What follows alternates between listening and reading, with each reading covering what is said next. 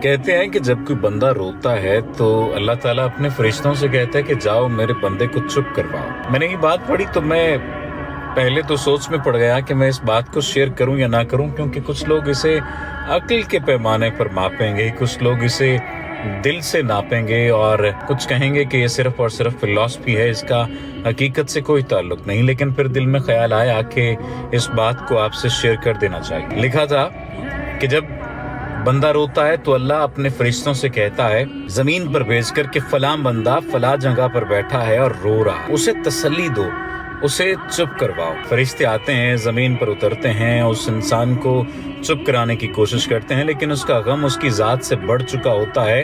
वो खामोश नहीं होता, वो रोता है, चीखता है, चिल्लाता है, उसकी हिचकियां बन जाती हैं। फरिश्ते वापस जाते हैं और कहते हैं कि या बारी ताला, वो इंसान चुप नहीं हो रहा, वो रोए जा रहा है।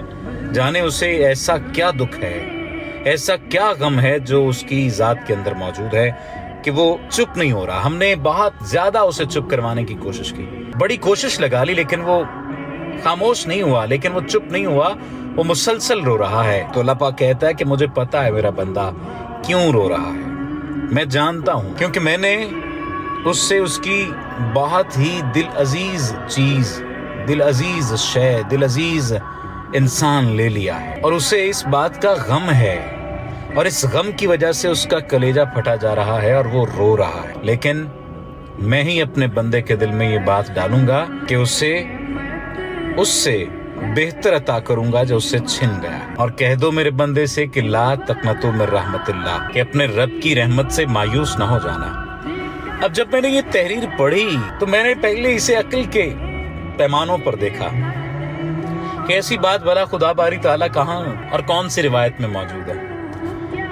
लेकिन फिर मेरे दिल में ख्याल आया कि मैं ये बात आपके साथ शेयर करूं।